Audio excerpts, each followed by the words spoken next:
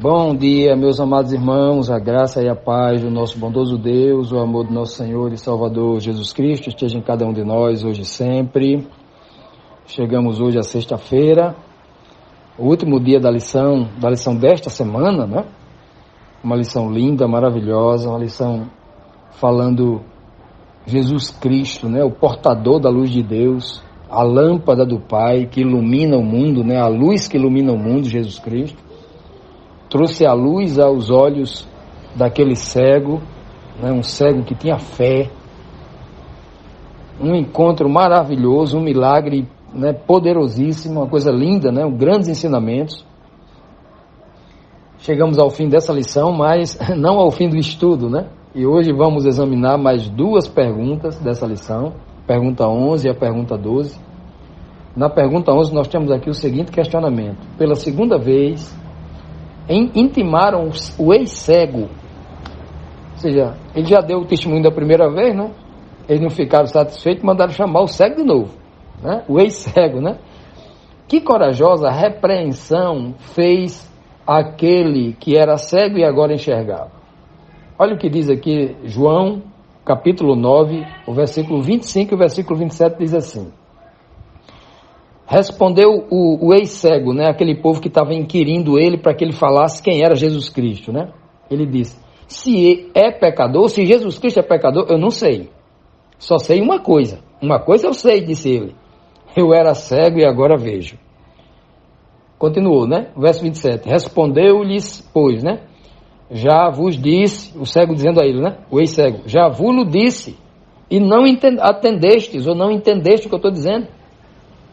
Para que o quereis tornar a ouvir? Para que vocês querem me ouvir novamente? Acaso também vós quereis tornar-vos discípulos dele? Olha só, que coragem, que testemunho, que homem cheio do Espírito para enfrentar aquele vespeiro, aquela verdadeira caixa de marimbondo, verdadeira, né, colmeia de abelhas assassinas. Era muita coragem desse homem que era um ex-cego. Veja que ele não tem medo, ele tem a coragem de Jesus Cristo, ele não tem papas na língua. É um homem humilde, era um pedinte, era um Zé Ninguém, que vivia no meio da rua pedindo as coisas. Mas esse homem é impressionante. Primeiro, é que esse homem enxerga coisas espirituais que os doutores da lei não conseguiam enxergar. Qual é o problema do doutor da lei? É que eles tropeçam em muitas palavras. Eles precisam de muitas filosofias para explicar uma coisa. Eles falam muito para dizer pouco. E o sábio diz pouco e fala muito. E diz muito, fala pouco e diz muito. Eles é o contrário.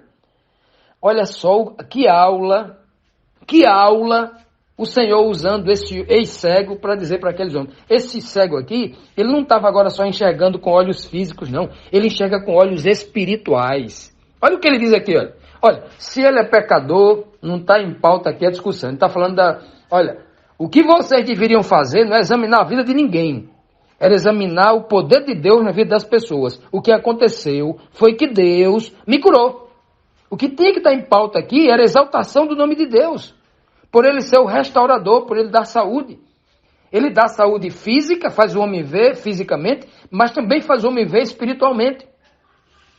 Ora, eu não quero saber se a pessoa que me curou é pecador ou não. Não quero falar de pessoas, eu quero falar de Deus.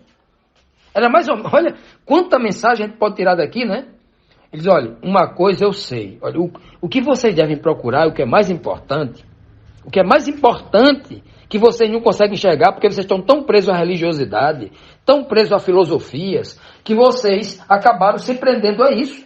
Vocês vivem investigando a vida do povo para punir o povo. Vocês deixaram de pregar o amor de Deus para estar procurando punir o povo. Uma coisa eu sei, e essa coisa é que vocês devem procurar saber. Eu era cego e agora vejo. Isso é o que é importante. Vamos debater isso? Vamos conversar sobre isso? Vamos questionar sobre isso. Vocês estão questionando se o homem trabalhou no sábado ou não, se me curou no sábado ou não. Vocês esqueceram que eu era cego de nascença? E que isso, médico no mundo nenhum, os homens mais preparados, os homens que estudaram a vida inteira para fazer transplante de córnea, transplante de olho, não sei mais lá o que, né? Eles não conseguem fazer isso, dar vista a um cego de nascença. Nunca se ouviu, até o dia de hoje, que alguém tivesse dado vista a um cego de nascença. O importante que a gente tem que falar é sobre isso.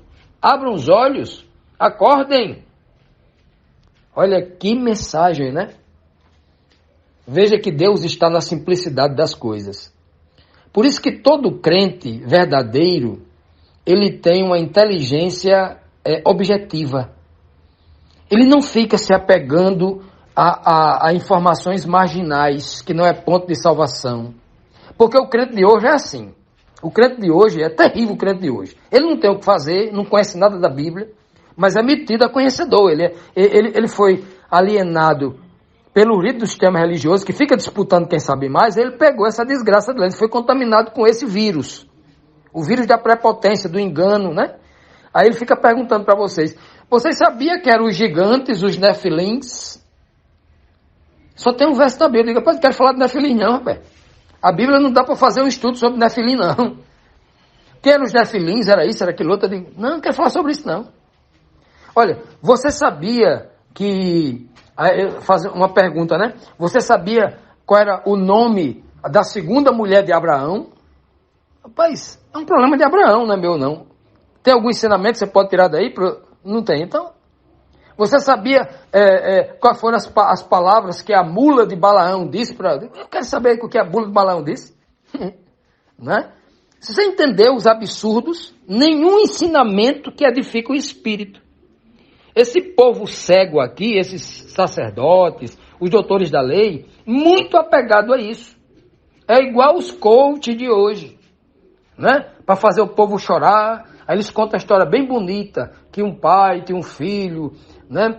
E o pai morreu, e o filho era rebelde, e o pai deixou $1 milhão dentro da Bíblia, e o filho nunca abria a Bíblia. Aí o filho, quando abriu a Bíblia, encontrou $1 milhão depois de sofrer. Aí o povo chora.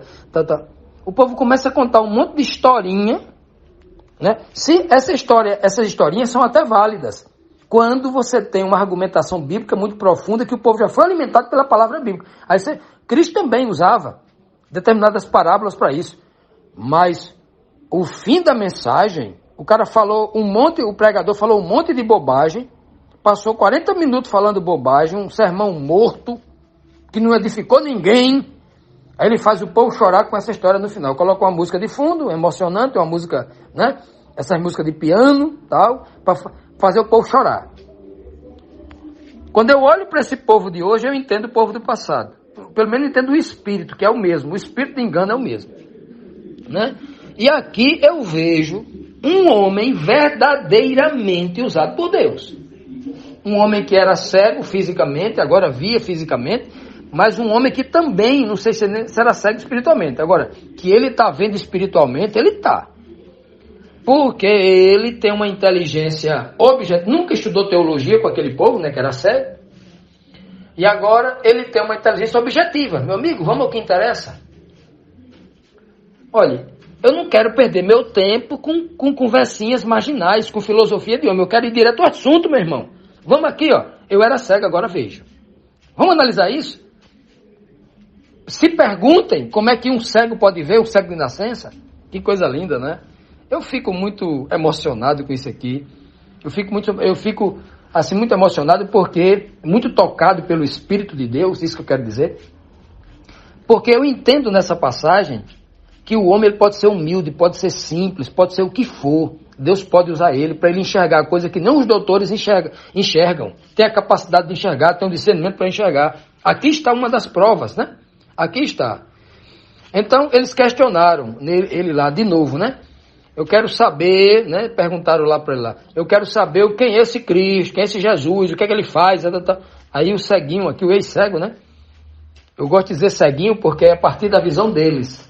Eles olhavam para ele como um ceguinho qualquer, no diminutivo, no humilhativo, né? Querendo humilhar aquele homem, né? Então ele diz assim, ele respondeu, aqui ele chamou para briga, né? Porque aqui pegou pesado. Ele diz assim, ó, eu já disse a vocês Eu já disse o que aconteceu, quem ele é e tal. E vocês não atendestes, não se atentaram para isso. Vocês não entenderam, que eu não quero entender. Vocês não querem entender. Aí ele ficou aqui chateado e falou assim, né, como se estivesse chateado. Para que vocês querem tornar a ouvir a mesma história? Vocês querem o que com isso? Que vocês são inteligentes demais. Vocês são inteligentes demais para saber o que eu já disse. Vocês querem ouvir para quê? Acaso vocês querem se tornar discípulo deles? Já imaginou? Aqui ele cutucou a onça com vara curta. Aqui realmente ele provocou. Vocês estão querendo saber muito dele, né? Então vocês querem se tornar discípulo dele. Que coisa, né? Rapaz, que provocação. Eles estavam acostumados a provocar as pessoas. Mas todas aquelas pessoas que gostam de provocar os outros, geralmente não gostam de ser provocadas, né? E aí, olha aí, o Senhor realmente permite que aquele homem toque na ferida deles. Toque na ferida deles, né? Para eles sentir um pouco do próprio veneno deles, né? Olha, meus amados, que coisa linda, né? O testemunho desse homem. Peçamos a Deus a mesma coragem que este homem lá do passado, que recebeu o toque e a cura do Senhor Jesus Cristo, nós tenhamos também. Tenhamos essa mesma sabedoria, tenhamos essa mesma humildade, discernimento para enxergar aquilo que realmente importa, para a gente não perder tempo com as coisas da religiosidade. É muita filosofia, pouco poder, muita enganação, pouca verdade, e as pessoas não são edificadas. Continuando, meus amados, vamos aqui para a última pergunta, a pergunta 12, que nos traz aqui mais um lindo questionamento, né? Mesmo sendo humilhado pelos fariseus, como concluiu o seu testemunho de fé? Como aquele ex-cego, né, sendo humilhado ali pelos fariseus, né? Como é que ele conclui o seu testemunho de fé ali diante do Sinédrio? Ele diz assim, João 9, 32 e 33, diz assim, desde o princípio do mundo, nunca se ouviu que alguém pudesse abrir os olhos, que alguém abrisse os olhos a um cego de nascença. Se este não fosse de Deus, não poderia fazer isto, não poderia abrir os olhos de um cego de nascença. Aí eu pergunto, é preciso ser um teólogo para entender isso? Pergunta simples. Qual seria a resposta lógica? É preciso ser um teólogo para entender que um cego de nascença, um homem já adulto, que nasceu cego desde nascença, ele era adulto, lembra que o pai dele disse, ó, ele já tem idade, pergunta a ele se ele já é adulto. Quantos anos ele tinha? 20, 30, 40, não importa, ele já era adulto. Já imaginou alguém 20 anos cego, nunca viu na vida, 30 anos cego, 40 anos de cegueira? Pois bem, esse homem era isso. Nunca tinha visto. Mas esse homem diz com toda a sabedoria, olha, nunca se ouviu. Eu sei, diz ele o testemunho, né? Que ninguém pode fazer um outro ver, um cego de nascença, se ele não vier de Deus. Eu não sou teólogo, em outras palavras, mas eu sei disso. Pergunta, segunda pergunta. Os doutores da lei, aqueles homens que tinham praticamente todo o Antigo Testamento, ou a Torá, os cinco livros de Moisés, decorado na mente. Como hoje há muitos rabinos em Israel que tem, só lê a Torá, é só os 5 livros de Moisés e acabou, né? Só tem isso na mente. Não desenvolveu. Está preso a uma cultura, preso a uma religiosidade infrutífera. Ele não consegue evoluir. Ele não entende que a mensagem é gradual. O Senhor vai usar muitos profetas lá na frente. Tem gente assim, muito radical, cego. E esses cegos não conseguem enxergar o óbvio. Como é que a pessoa não conseguia enxergar o que estava acontecendo diante dos olhos dele? Um testemunho vivo. Estava ali o testemunho vivo. E ele está perguntando ali, olha, vocês já ouviram, escutaram alguma coisa, ouviram um cego de nascença enxergar por alguém que disse ser enviado de Deus e opera em nome de Deus? Vocês já viram isso? Eles deveriam responder com humildade. Não, a gente nunca viu, mas vamos investigar isso realmente se vem de Deus. Realmente parece, porque é algo muito grandioso. Eles não disseram isso. O ódio e a cegueira religiosa era tão grande que eles estavam ali, não estavam reprovando o cego, eles estavam reprovando ali o poder de Deus. Eles estavam reprovando a glória de Deus, a manifestação do poder de Deus em prol do ser humano. Porque o Senhor Deus, quando faz alguma coisa por um ser humano, Ele está fazendo por todos os seres humanos. Ou nós não somos irmãos? Não é mesmo? Eles não conseguiam enxergar isso.